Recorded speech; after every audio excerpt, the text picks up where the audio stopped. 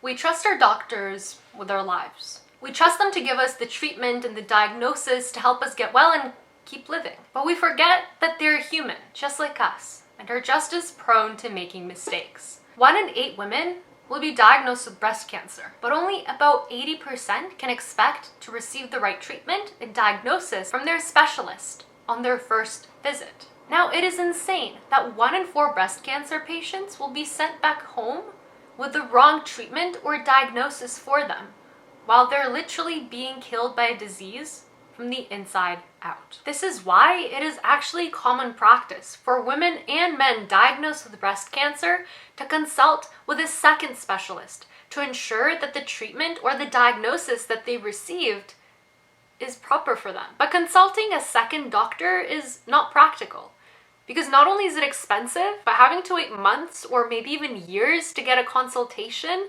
is time that people who have cancer literally can't afford to waste. So the ability to make sure that your treatment as a breast cancer patient is right is limited to only a small portion of the population. A potential solution to this problem is to get a second consultation from something other than a second specialist. And this is where machine learning is the perfect solution, because 1, machine learning can be trained just as well as a doctor to diagnose or propose treatment for breast cancer.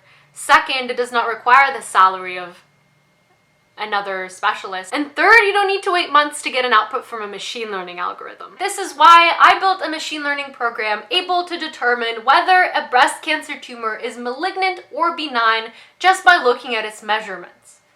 And this is how I did it. The measurements and data that I trained my machine learning algorithm on come from Wisconsin's breast cancer data set. Now, the measurements describe characteristics of the cell nuclei in fine needle aspartate, also known as FNA, of a breast mass. So this is an image of this data.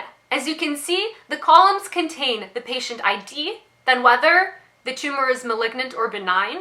Now, this is important to our machine learning model because it means that the data is already labeled. So this will be supervised machine learning. And then the rest contains information such as perimeter, texture, area, size, all of those different measurements that can be used to describe cell nuclei. Now, in this data set, we have more benign than malignant tumors. But before I can use this data and feed it into my machine learning program to train it, I need to clean it of unnecessary or incomplete data, because we don't want our model to train on data that has no relationship with a tumor being benign or malignant whatsoever. An example of this would be column 32, which has all of its values empty. So we get rid of that column. Another column in our data that we get rid of are patient IDs. The number that you're registered under in a study or in a hospital should have no impact as to whether the tumor that you have is malignant or benign, which is why we also remove this from our data set, because we don't want the machine learning algorithm to base its decisions off of those numbers. So next I'm going to split the data. 75% of the data is going to be used in the machine learning data set, and the rest, the other 25%, is going to be used as test data. So the data that we use to see how the machine learning algorithm is now able to perform based on what it learned from the training data. When I feed it into the machine learning program, I scale the data from 0 to 100 to make sure that all of these parts of the data can be compared on the same measure. The 3 models that I tested in my machine learning program are logistic regression, decision tree classifier, and random forest classifier. Now, logistic regression is a type of model used to predict the probability of a certain event occurring. In this case, this event is 1 for having a malignant tumor and 0 for having a benign one. This type of regression relies on predicting parameter values based on a prediction equation that it has constructed using training data. However, while linear regressions predict the value of a continuous dependent variable, logistic regressions predict the probability of a single output value based on multiple predicting factors.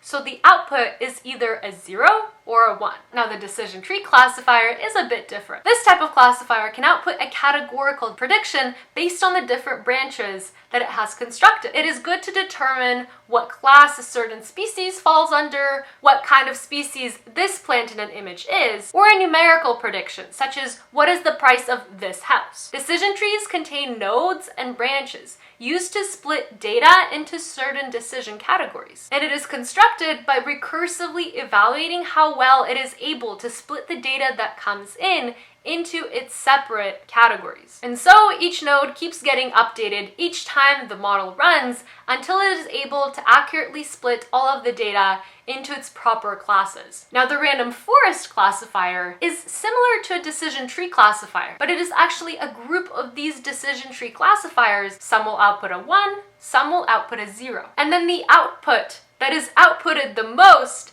is the final output. So for example, if 50 decision trees output 1 and only 3 output a 0, then the final output is also going to be a 1. Having multiple decision trees cast a vote is actually very effective because it ensures that different patterns of classification are able to arrive at the same decision. This minimizes error and ensures that you're more likely to get an accurate classification. Next, I set up a confusion matrix to see how well our machine learning algorithm is able to determine whether a tumor is malignant or benign in our testing data. Now, confusion matrix will reveal how many true positives we have, true positives being where a tumor is malignant and the machine learning algorithm correctly classifies it as so, false positive, where the tumor is benign, but the model thought that it was actually malignant, false negatives, well, the tumor is malignant, but the model dismissed it as benign, and then true negatives, where it's actually benign and the machine learning model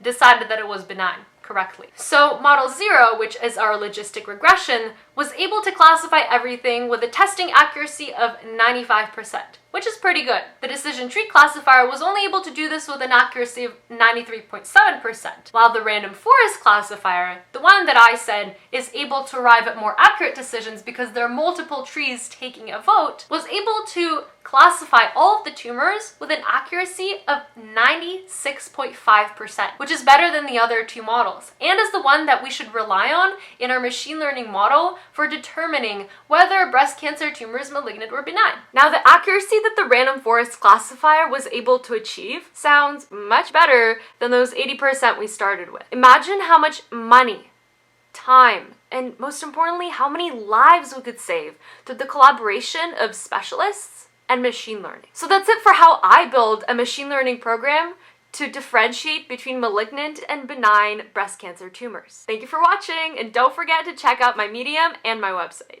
And click that like button.